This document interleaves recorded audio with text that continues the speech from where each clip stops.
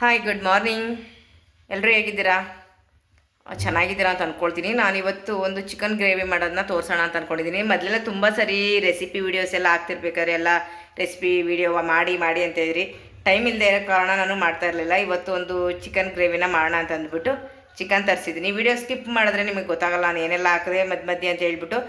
ನೀವೇನಾದರೂ chicken gravy ನಾನು ಮಾಡೋ ರೀತಿಯೇ ನೀವು ಮಾಡಬೇಕು ಅಂದ್ಕೊಂಡ್ರೆ ಪೂರ್ತಿ ವೀಡಿಯೋನ ನೋಡಿಬಿಟ್ಟು ನಂತರ ನೀವು ಚಿಕನ್ ಗ್ರೇವಿನ ನೀವು ಕೂಡ ಮಾಡ್ಕೋಬೋದು. ಬನ್ನಿ, ವಿಡಿಯೋ ಸ್ಕಿಪ್ ಮಾಡಿದ್ರೆ ಲಾಸ್ಟ್ವರೆಗೂ ವಿಡಿಯೋ ನೋಡಿ ಸಪೋರ್ಟ್ ಮಾಡಿ. ನಾನು ಇಲ್ಲಿ ಬಂದು 1.25 kg ಚಿಕನ್ನ ತಗೊಂಡು ಕ್ಲೀನಾಗಿ ವಾಶ್ ಮಾಡಿ ಇಟ್ಕೊಂಡಿದ್ದೀನಿ. ಇದು ಬಂದು ಬ್ರೈಲರ್ ಕೋಳಿ ಚಿಕನು. ಈ ಥರ ಗ್ರೇವಿ ಮಾಡಿ ನೋಡಿ. ತುಂಬಾ ರೈಸ್ಗೆ ಆಗ್ಬೋದು, ಮುದ್ದೆಗೆ ಆಗ್ಬೋದು, ಚಪಾತಿ ಯಾವುದಕ್ಕಾದ್ರೂ ಮಾಡ್ಕೋಬೋದು. ಹಾಗೆ ತಿನ್ನೋಕೆ ಕೂಡ ತುಂಬಾ ಚೆನ್ನಾಗಿರುತ್ತೆ. ಬನ್ನಿ, ಇದನ್ನ ಯಾವ ಥರ ಮಾಡೋದು ಅಂತ ತೋರಿಸ್ತೀನಿ. ಇದನ್ನ ನಾನು ಇವಾಗ ಚಿಕನ್ ತೊಗೊಂಡು ನೀಟಾಗಿ ವಾಶ್ ಮಾಡಿ ಇಟ್ಕೊಂಡಿದ್ದೀನಿ. ಇವಾಗ ಏನೆಲ್ಲ ಇಂಗ್ರೀಡಿಯೆಂಟ್ಸ್ ಹಾಕ್ತೀನಿ ಅಂತ ತೋರಿಸ್ತೀನಿ. ಇದು ಮೊದಲಿಗೆ ಇವಾಗ ಇದನ್ನ ನೀಟಾಗಿ ಸುಣ್ಸ್ಕೊಳ್ಬೇಕು. ಒಬ್ರು ಹಾಗೆ ಬೇಯಿಸ್ಕೊಳ್ತಾರೆ, ನಾನು ನೀಟಾಗಿ ಸುಣ್ಸ್ಕೊಳ್ತೀನಿ. ಹೆಂಗೆ ಅಂತ ತೋರಿಸ್ತೀನಿ ಬನ್ನಿ.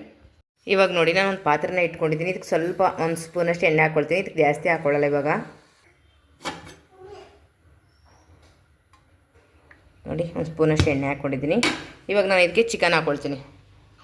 ಡೈರೆಕ್ಟ್ ಚಿಕನ್ ಹಾಕ್ತೀನಿ. ಇದಕ್ಕೇನು ಹಾಕ್ತಾಯಿಲ್ಲ ಒಗ್ಗರಣೆಗೆ. ನೋಡಿ, ಇವಾಗ ಇದಕ್ಕೆ ಸ್ವಲ್ಪ ಉಪ್ಪು ಅರಿಶಿನ ಹಾಕ್ಕೊಳ್ಳೋಣ. ಸ್ವಲ್ಪ ಅರಿಶಿನ ಮತ್ತು ಉಪ್ಪು ಇದು ಇವಾಗ ನೀಟಾಗಿ ಮಿಕ್ಸ್ ಮಾಡ್ಕೊಳ್ತೀನಿ. ಇವಾಗ ನೋಡಿ, ಉಪ್ಪು ಅರಿಶಿನ ಹಾಕಿ ಚೆನ್ನಾಗಿ ಮಿಕ್ಸ್ ಮಾಡಿದ್ದೀನಿ. ಇವಾಗ ಇದು ನೀಟಾಗಿ ಇಲ್ಲಿರೋ ನೀರೆಲ್ಲ ಬಿಟ್ಟು ಸುಂಡಬೇಕು. ಇವಾಗ ಅಂದರೆ ಅವಾಗವಾಗ ಮಿಕ್ಸ್ ಮಾಡ್ತಾ ಇರಬೇಕು. ಇದು ಮೇಲೆ ಇರೋದೆಲ್ಲ ಕೆಳಗಡೆ ಹೋಗಂಗೆ ಮಿಕ್ಸ್ ಮಾಡ್ತಾ ಇರಬೇಕು. ಇವಾಗ ಇದಕ್ಕೆ ಏನೆಲ್ಲ ನಾನು ಮಸಾಲೆಗಳನ್ನ ತಗೊಳ್ತೀನಿ ಏನು ಅಂತ ತೋರಿಸ್ತೀನಿ ಬನ್ನಿ. ನೋಡಿ, ಇವಾಗ ಎಲ್ಲ ನೀಟಾಗಿ ಸುಂಡಿ ಇವಾಗ ಎಣ್ಣೆ ಎಲ್ಲ ಬಿಟ್ಕೊಳ್ತಾ ಇದೆ, ಕಾಣಿಸ್ತಾ ಇದೆಯಲ್ಲ, ಈ ರೀತಿ ಸುಣ್ಸ್ಕೋಬೇಕು. ಆವಾಗಲೇ ಚಿಕನ್ ಚೆನ್ನಾಗಿರೋದು. ಒಬ್ರು ಏನು ಮಾಡ್ತಾರೆ, ಕರೆಕ್ಟಾಗಿ ಸುಣ್ಸೋದೇ ಇಲ್ಲ, ನೀರಿಗೆ ಹಾಕಿ ಬೇಯಿಸ್ಕೊಳ್ಳೋದು ಏನೂ ಗೊತ್ತಿಲ್ಲ. ತುಂಬ ಜನ ನಾನು ಮಾಡೋ ರೀತಿಯೇ ಮಾಡ್ತಾರೆ, ನೋಡ್ತಾ ಇರ್ತೀನಿ. ನಾನಂತೂ ಈ ರೀತಿ ಚೆನ್ನಾಗಿ ಸುಣ್ಸ್ಕೊಂಡಿದ್ದೀನಿ. ಇವಾಗ ಇದು ಪಕ್ಕದಲ್ಲಿ ಇಟ್ಕೊಳ್ಳೋಣ. ಇವಾಗ ಮಸಾಲೆ ಏನೆಲ್ಲ ಹಾಕ್ತೀನಿ ಅಂತ ತೋರಿಸ್ತೀನಿ ಬನ್ನಿ.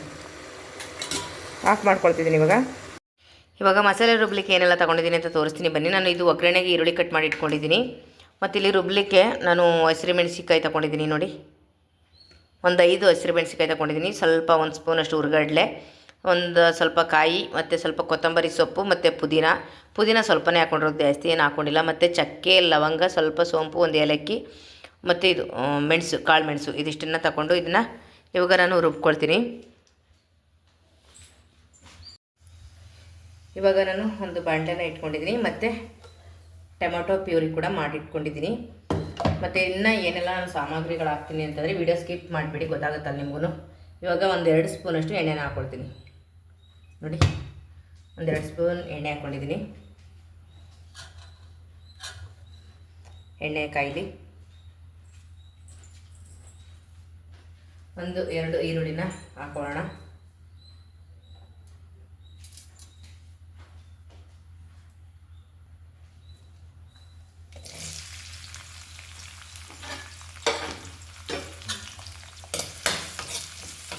ಈರುಳ್ಳಿನ ಸ್ವಲ್ಪ ಫ್ರೈ ಮಾಡ್ಕೊಳ್ಳೋಣ ಚೆನ್ನಾಗಿ. ಈರುಳ್ಳಿ ಬೇಗನೆ ಫ್ರೈ ಆಗಬೇಕು ಅಂತಂದರೆ ಸ್ವಲ್ಪ ಉಪ್ಪಿನ ಪುಡಿ ಸೇರ್ಕೊಳ್ಳೋಣ. ಸ್ವಲ್ಪ ಉಪ್ಪಿನ ಪುಡಿ ಹಾಕೋದ್ರಿಂದ ನಾವು ಯಾವುದೇ ಫ್ರೈ ಮಾಡ್ತಿದ್ರು ಕೂಡ ತುಂಬಾ ಚೆನ್ನಾಗಿ ಬೇಗನೆ ಫ್ರೈ ಆಗುತ್ತೆ. ಇಲ್ಲಾಂದರೆ ಸ್ವಲ್ಪ ಲೇಟ್ ಆಗುತ್ತೆ, ಮತ್ತು ಟೇಸ್ಟ್ ಕೂಡ ಚೆನ್ನಾಗಿರುತ್ತೆ. ಮತ್ತು ಇನ್ನೊಂದೇನು ಗೊತ್ತಾ, ವಿಡಿಯೋ ಸ್ಕಿಪ್ ಮಾಡಬೇಡಿ. ನಾವು ಏನಾದ್ರು ಮಧ್ಯೆ ಹೇಳ್ತಾ ಇರ್ತೀನಿ, ಅದನ್ನು ಕೂಡ ಕೇಳಿಸ್ಕೊಡಿ. ನಾವು ಯಾವಾಗಲೂ ಅಡುಗೆ ಮಾಡಬೇಕು ಅಂದರೆ ನಾವು ಮಾಡ್ತಿರೋ ಒಂದು ಅಡುಗೆ ಮೇಲೆ ಪ್ರೀತಿ ಇರಬೇಕು. ನಾವು ಅಡುಗೆ ಮಾಡಿ ಯಾರಿಗೆ ಬರ್ತೀವೋ ಅವ್ರ ಮೇಲೆ ಕೂಡ ಮನೆಯವ್ರ ಮೇಲೆ ಪ್ರೀತಿ ಇರಬೇಕು. ಮನೇಲಿ ಈಗ ನಮ್ಮ ಮನೆ ಅಂದರೆ ಗಂಡ ಮಕ್ಕಳು ಎಲ್ಲ ಇರ್ತಾರೆ. ಹಾಗಾಗಿ ನಾನು ಪ್ರೀತಿಯಿಂದನೇ ಅಡುಗೆ ಮಾಡ್ತೀನಿ. ಅದೇನೋ ಗೊತ್ತಿಲ್ಲ, ನನಗೆ ಒಂದು ಅಡುಗೆ ಮಾಡೋದು ಅಂದರೆ ತುಂಬಾ ಇಷ್ಟ. ನನಗೆ ಇವಾಗಿದ್ದಲ್ಲ, ನನಗೆ ಅವಾಗಿದ್ದನೂ ಅಡುಗೆನ ವೆರೈಟಿ ನಿಜ. ನನಗೆ ನೀವು ಕೇಳ್ಬೋದು, ನೀವು ಯಾರನ್ನ ನೋಡಿ ಅಡುಗೆ ಮಾಡೋದನ್ನ ಕಲ್ತ್ರಿ ಅಂತ ನೀವು ಕೇಳ್ಬೋದು. ನಮ್ಮ ಫ್ಯಾಮಿಲಲ್ಲಿ ಮಾಡೋ ಥರನೋ ಅಥವಾ ಯಾವ ಥರ ಅಂತ. ನಿಜ, ನಾನು ಯಾರದೇ ಅಡುಗೆನ ನಾನು ಇಲ್ಲಿವರೆಗೂ ಕಾಪಿ ಮಾಡಲ್ಲ. ತಪ್ಪಿ ನಾನು ಕಾಪಿ ಅಂದರೆ ಯಾರು ಅಡುಗೆ ನೋಡ್ತು ಅಂದರೆ ಅವ್ರು ಮಾಡಿರೋ ರೀತಿ ಅಂತೂ ನಾನು ಖಂಡಿತವಾಗ್ಲೂ ಮಾಡಲ್ಲ. ಅದನ್ನೇ ಡಿಫ್ರೆಂಟಾಗಿ ಮಾಡ್ತೀನಿ. ಟೇಸ್ಟ್ ಅಂತೂ ಸಖತ್ತಾಗಿ ಬರುತ್ತೆ. ಮತ್ತು ನನಗೆ ಅಡುಗೆ ಮಾಡೋದು ಅಂದರೆ ತುಂಬ ಇಷ್ಟ. ಮತ್ತು ನಾನು ಇವತ್ತು ಮಾಡಿದ ಥರ ನಾಳೆ ಇನ್ನೊಂದ್ಸರಿ ಅದನ್ನು ಮಾಡೋದಿಲ್ಲ. ಯಾವುದೇ ಗ್ರೇವಿ ಆಗ್ಬೋದು, ಚಿಕನ್ ಆಗ್ಬೋದು, ಮಟನ್ ಆಗ್ಬೋದು, ತಲ್ಕಾಲು, ಬೋಟಿ, ಈ ಥರದ್ದೆಲ್ಲನೂ ಕೂಡ ನಾನು ಇವತ್ತು ಮಾಡೋ ಥರ ನಾಳೆ ಮಾಡಲ್ಲ. ಅಂದರೆ ಪ್ರತಿದಿನ ನಾನು ಪ್ರತಿ ಸರಿ ಮಾಡಿದಾಗಲೂ ಕೂಡ ಅದರದೇ ಆದ ಒಂದು ಟೇಸ್ಟು ಸಖತ್ತಾಗಿರುತ್ತೆ. ಏನು ಇವತ್ತು ಮಾಡಿರೋದು ಚೆನ್ನಾಗಿಲ್ಲ ಅಂತ ಅನ್ನೋ ರೀತಿ ಇಲ್ಲ. ಮತ್ತು ನಾನು ಹೊಸದಾಗಿ ಯಾವುದಾದ್ರೂ ಅಡುಗೆ ಮಾಡ್ತೀನಲ್ಲ, ಅದು ಸ್ಟಾರ್ಟಿಂಗಲ್ಲಿ ಸ್ವಲ್ಪ ಹಾಗೆ ಹೀಗೆ ಆಗಿರೋ ಕೂಡ ಎರಡನೇ ಸರಿಗಂತೂ ಬಹಳ ಚೆನ್ನಾಗಿರಬೇಕು ಅನ್ನೋ ರೀತಿಲಿ ನಾನು ಮಾಡ್ತೀನಿ. ನಾನು ಯಾವುದಾದ್ರೂ ಒಂದು ಅಡುಗೆನ ಕಲಿಬೇಕು ಮಾಡಬೇಕು ಅಂತ ಮಾಡ್ತು ಅಂತಂದರೆ ನಿಜವಾಗ್ಲೂ ತುಂಬಾ ಚೆನ್ನಾಗಿ ಮಾಡ್ತೀನಿ. ಏನಾದರೂ ಮಾಡಬಾರ್ದಪ್ಪ ಅಂತ ನನಗಿದ್ರೆ ನಾನು ಅಡುಗೆ ಮನೆಗೆ ಕಾಲಿಡಲ್ಲ. ಮತ್ತು ನಾನು ಅಡುಗೆ ಮನೆಗೆ ಬಂದರೂ ಕೂಡ ನಾನು ಒಂದೇ ಥರ ಯಾವಾಗಲೂ ಮಾಡೋದಿಲ್ಲ. ಸ್ವಲ್ಪ ವೆರೈಟಿ ಡಿಫ್ರೆಂಟಾಗಿ ಮಾಡ್ತಾನೇ ಇರ್ತೀನಿ. ಮತ್ತು ನನಗೆ ಈ ನಾನ್ ವೆಜ್ಜಲ್ಲಿ ತುಂಬ ಚೆನ್ನಾಗಿ ಮಾಡ್ತೀನಿ. ಮತ್ತು ಇನ್ನು ಬೇರೆ ಅಡುಗೆಗಳನ್ನ ಜಾಸ್ತಿ ಕಲಿಯೋಕ್ಕೆ ಹೋಗಿಲ್ಲ, ಯಾಕೆಂದರೆ ಕಲಿಯೋಷ್ಟು ನನಗೆ ಟೈಮ್ ಕೂಡ ಸಿಕ್ಕಿಲ್ಲ.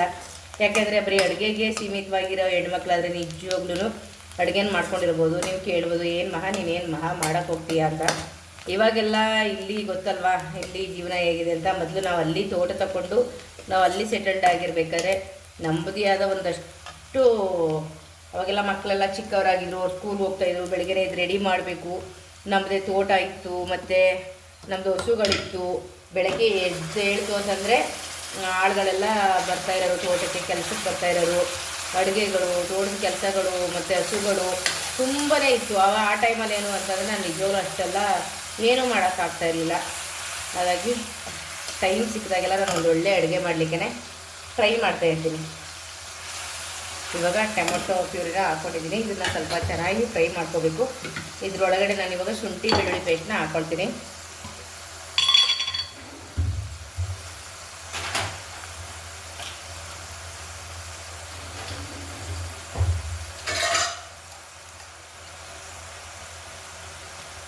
ಬೆಳ್ಳುಳ್ಳಿ, ಶುಂಠಿ ಇದನ್ನೆರಡು ಕೂಡ ಹಾಕ್ಕೊಂಡಿದ್ದೀನಿ. ನಾನು ಇವಾಗ ಇದನ್ನು ಕೂಡ ಫ್ರೈ ಮಾಡ್ಕೊಳ್ಳೋಣ. ಮತ್ತು ನಾವು ಏನೇ ಮಾಡಿದ್ರು ಕೂಡ ಇದು ಸ್ವಲ್ಪ ಚೆನ್ನಾಗಿ ಹಸಿ ವಾಸನೆ ಹೋಗೋವರೆಗೂ ಫ್ರೈ ಮಾಡ್ಕೋಬೇಕು. ನೋಡಿ, ಈ ರೀತಿ ಸೈಡಲ್ಲೆಲ್ಲ ಎಣ್ಣೆ ಬಿಟ್ಕೊಳ್ಳುತ್ತಲ್ಲ, ಈ ರೀತಿ ನಾವು ಚೆನ್ನಾಗಿ ಫ್ರೈ ಮಾಡ್ಕೋಬೇಕು.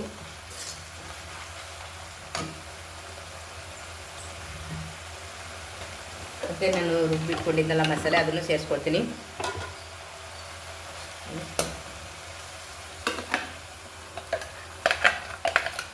ಚಿಕನ್ ಕೂಡ ಒಂದು ಕಡೆ ನೀಟಾಗಿ ಎಲ್ಲ ಸುಡಿಸಿಟ್ಕೊಂಡಿರ್ತೀವಿ, ಹಸಿ ವಾಸನೆ ಎಲ್ಲ ಹೋಗಿ ಹಾಗೆ ತಿಂದ್ಬಿಡ್ಬೋದು, ಆ ಥರ ಇರುತ್ತೆ. ಇವಾಗ ನಮ್ಮ ಮಸಾಲೆ ಕೂಡ ಚೆನ್ನಾಗಿ ಫ್ರೈ ಆಗಬೇಕು. ನೋಡಿ, ಟೊಮೆಟೊದೆಲ್ಲ ಸೈಡಲ್ಲೆಲ್ಲ ನೋಡಿ ಎಣ್ಣೆ ಬಿಟ್ಕೊಳ್ತೈತಲ್ವ, ಇದ್ರ ಜೊತೆ ಹಾಕಿ ಇದನ್ನು ಕೂಡ ಫ್ರೈ ಮಾಡ್ಕೊಳ್ಳೋಣ. ಒಬ್ಬರು ಕಾಯಿ, ಈರುಳ್ಳಿ ನಾವು ಏನೆಲ್ಲ ಹಾಕ್ತೀವಿ ಅದನ್ನೆಲ್ಲ ಫ್ರೈ ಮಾಡ್ಕೊಳ್ತಾರೆ. ನನಗೆ ಯಾವುದು ಫ್ರೈ ಮಾಡಿಲ್ಲದೆ ಇರೋ ಕಾರಣ ನೀಟಾಗಿ ಹಸಿ ವಾಸನೆ ಹೋಗೋವರೆಗೂ ಇಲ್ಲೇ ಫ್ರೈ ಮಾಡ್ಕೊಳ್ತೀನಿ. ಇವಾಗ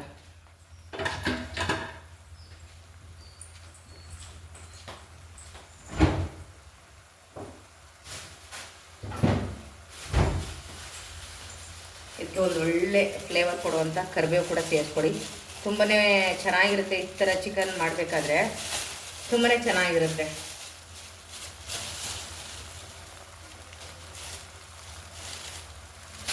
ವಾಶ್ ಮಾಡ್ಕೊಳ್ತೀನಿ. ಇದು ನಾಟಿ ಕರಿಬೇವು. ಇದು ನಾಟಿ ಕರಿಬೇವು ಅನ್ನೋದಕ್ಕಿಂತ ಮತ್ತು ನನ್ನ ಅಮ್ಮನ ನೆನಪು. ಅವರು ಬೆಳೆದು ಹಾಕಿದಂಥ ಒಂದು ಕರಿಬೇವನ್ನ ಗಿಡದಿಂದನೇ ತಂದಿರೋ ಕರಿಬೇವಿನ ಸೊಪ್ಪು, ನಾಟಿ ಸೊಪ್ಪು ತುಂಬಾ ಚೆನ್ನಾಗಿದೆ. ನಮ್ಮ ಮನೇಲಿ ನಮ್ಮ ಅವ್ವ ನಾವು ಚಿಕ್ಕವರಾಗಿದ್ದಾಗ ನೆಟ್ಟಿದ್ದು ಕರಿಬೇವಿನ ಮರ.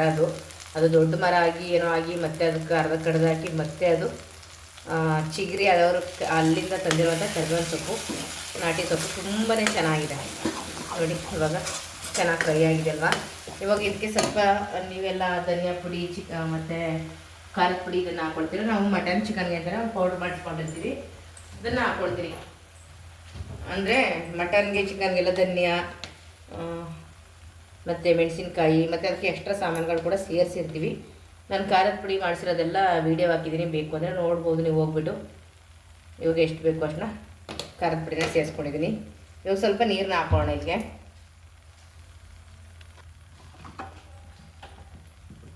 ನೀವು ಚಪಾತಿ, ರೋಟಿಗೆಲ್ಲ ಮಾಡ್ಕೊಳ್ತೀನಿ ಅಂದರೆ ಸ್ವಲ್ಪನೇ ನೀರು ಹಾಕ್ಕೋಬೋದು. ಇಲ್ಲ ಸ್ವಲ್ಪ ರೈಸು, ಮುದ್ದೆ ಸ್ವಲ್ಪ ಜಾಸ್ತಿ ಜನಗಳಿದ್ದಾರೆ ಅಂತಂದರೆ ಇದು ಸ್ವಲ್ಪ ನೀರು ಜಾಸ್ತಿ ಮಾಡಿಕೊಂಡು ನೀವು ಹಾಕೋಬೋದು. ನಾನು ಈ ಕಡೆ ಅತಿ ತೆಳ್ಳಗೂ ಇರಲ್ಲ, ಅತಿ ಗಟ್ಟಿಗೂ ಇರಲ್ಲ, ಆ ಥರ ಮಾಡ್ಕೊಳ್ತೀನಿ. ನಾನು ಮಾಡ್ತಾ ಇರೋದು ಇವತ್ತು ರೈಸು ಮುದ್ದೆಗೆ ಮಾಡ್ಕೊಳ್ತಾ ಇರೋದು. ನಾನು ಸ್ವಲ್ಪ ನೀರು ಸೇರಿಸ್ಕೊಳ್ತೀನಿ. ನೋಡಿ, ನಾನು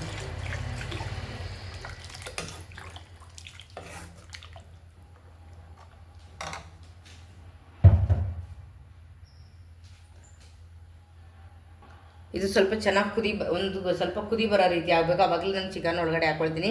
ಇಲ್ಲ ಹೀಗೆ ಎತ್ತಾಕ್ಬಿಡ್ತೀವಿ. ಈಗ ಆಲ್ರೆಡಿ ಚಿಕನ್ ಸುಣ್ಸ್ಕೊಂಡಿರೋದ್ರಿಂದ ಏನಾಗುತ್ತೆ ಅಂತಂದರೆ ಒಂಥರ ಚೆನ್ನಾಗಿರಲ್ಲ. ಹಾಗಾಗಿ ಸ್ವಲ್ಪ ಇದು ಕುದಿ ಬರಬೇಕು. ಕುದಿ ಬಂದಮೇಲೆ ನಾನು ಚಿಕನ್ ಒಳಗಡೆ ಹಾಕ್ಕೊಳ್ತೀನಿ. ನೋಡಿ ನಾನು ಇವಾಗ ಚಿಕನ್ ಒಳಗಡೆ ಹಾಕ್ಕೊಂಡೆ. ಇವಾಗ ಗ್ರೇವಿ ಎಲ್ಲ ಕುದೀತಾ ಇತ್ತು. ಇವಾಗ ಹಾಕಿದ ತಕ್ಷಣ ಕುದಿಯೋಕ್ಕೆ ಸ್ಟಾರ್ಟ್ ಆಗುತ್ತೆ. ನಾನು ಇದೆಲ್ಲ ಬೆಂದಮೇಲೆ ಸ್ವಲ್ಪ ಇನ್ನೂ ಗಟ್ಟಿಯಾಗುತ್ತೆ. ನೋಡಿ ಇಷ್ಟಿರುತ್ತೆ. ಇವಾಗ ಹಾಕಿದ್ದೀನಲ್ವ, ನೀವು ಇನ್ನೂ ಬೇಕು ಅಂದರೆ ತೆಳ್ಳಗೆ ಮಾಡ್ಕೊಬೋದು. ಇನ್ನೂ ಸ್ವಲ್ಪ ಸಾಂಬಾರೆಲ್ಲ ಬೇಕು ಅಂದರೆ ಪರ್ಫೆಕ್ಟಾಗಿದೆ. ಸ್ವಲ್ಪ ರುಚಿಗೆ ತಕ್ಕಷ್ಟು ಉಪ್ಪು ಹಾಕೋಣ. ಉಪ್ಪು ಹಾಕ್ಕೊಂಡು ಒಂದು ಕುದಿಸ್ಕೊಳ್ಳೋಣ. ಇವಾಗ ಸ್ವಲ್ಪ ಕುದಿ ಬರುತ್ತಲ್ವ, ಸ್ಲೋ ಉರಿಲೇ ಸ್ವಲ್ಪ ಬೇಯಿಸ್ಕೊಳ್ಳೋಣ. ತುಂಬಾ ಚೆನ್ನಾಗಿ ಬರುತ್ತೆ ಈ ರೀತಿ ಮಾಡೋದ್ರಿಂದ. ನೋಡಿ ಇವಾಗ ಚೆನ್ನಾಗೆಲ್ಲ ರೆಡಿಯಾಗಿದೆ ಸಾಂಬಾರು. ನೀವು ಇನ್ನೂ ಸ್ವಲ್ಪ ತೆಳ್ಳಗೆ ಮಾಡಿಕೊಂಡ್ರೆ ಇನ್ನೂ ಸಾಂಬಾರು ಥರ ಆಗುತ್ತೆ. ಇದು ಗ್ರೇವಿ ಥರನೇ ಇದೆ ನೋಡಿ, ತುಂಬ ಚೆನ್ನಾಗಿ ಬಂದಿದೆ. ತುಂಬ ಪರ್ಫೆಕ್ಟಾಗಿ ಕೂಡ ಇದೆ. ಟೇಸ್ಟ್ ಅಂತೂ ವಾವ್, ಘಮ ಘಮ ಅಂತ ಇದೆ. ಟೇಸ್ಟ್ ಕೂಡ ಹಾಗೇ ಇದೆ.